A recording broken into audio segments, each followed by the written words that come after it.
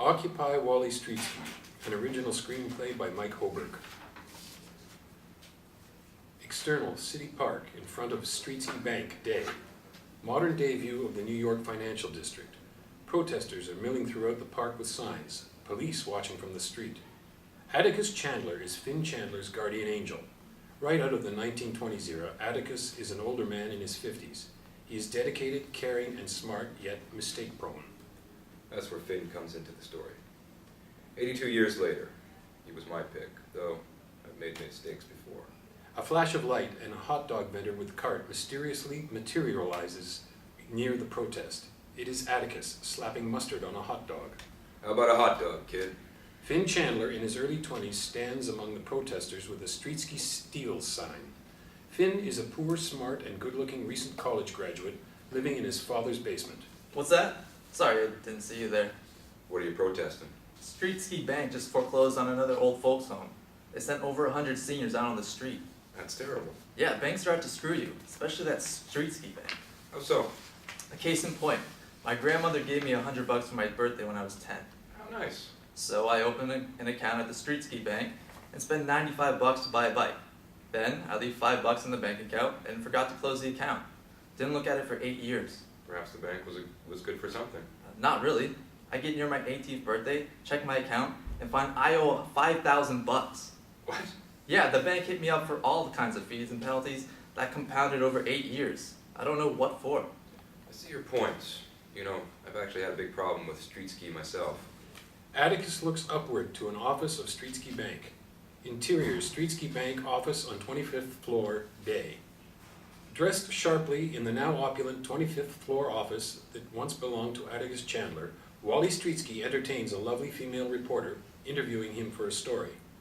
He is a cross between a Banana Republic dictator and Bernie Madoff. Though Wally speaks confidently, he never really learned about investing money. He figured he could always rely on the stolen magical coin his grandfather took from Atticus to pick the correct stock. So, sweetie, success runs in my genes, as well as my genes, if you catch my drift.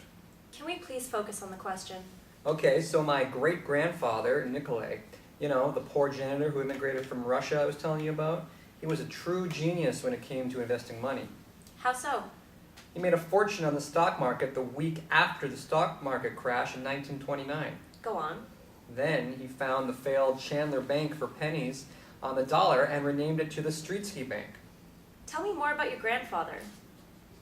He too was also a genius and added to building the family fortune through shrewd stock market picks. Interesting. I've got a touch too and was able to double the family fortune.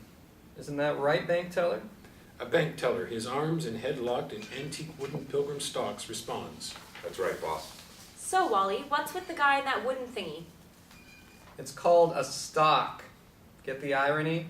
And by the way, my name is Walter. Walter Streetski. Okay, Walter.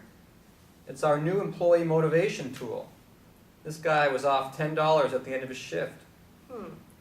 So you mentioned your grandfather and great-grandfather, but not your father. Does he have the investing touch, too? Well, he ran the bank for a while. Oh, that reminds me. He picks up the phone and taps a few buttons. Jill, my darling, send my father in. A sharply dressed man, Andrew Streetski, enters the office door. Andrew is smart, educated, intellectual, and has a conscience. These traits have no value to an organization run by Wally. I've been waiting for an hour, son. Sorry, Father. I've got some bad news.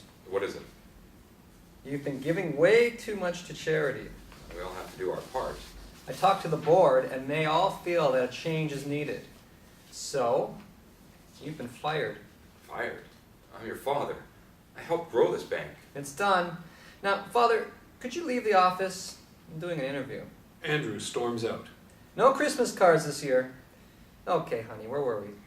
About time for me to go. No, I have something to show you. And what would that be? Wally walks to a safe behind the picture on the office wall. It's the secret behind my fortune. He catches a look of himself in the mirror and straightens his tie. God's gift to women. Wally turns the dial, opens the safe, and pulls out the stolen coin originally given to Atticus by his guardian angel. He walks over to the reporter and shows it to her. And what might this be? It's a coin that predicts the stock market. How does it work? It's a family secret, so I can't tell you. But I'll flip it to see who pays for our lunch date. Wally tosses it in the air. If it's heads, you pay. The coin catches a rogue gust of wind, takes a supernatural turn, and flies out the office window. Wally screams. Exterior, City Park in front of Streetski Bank, day. The coin gleams in the sunlight as it plummets downward towards the protest below.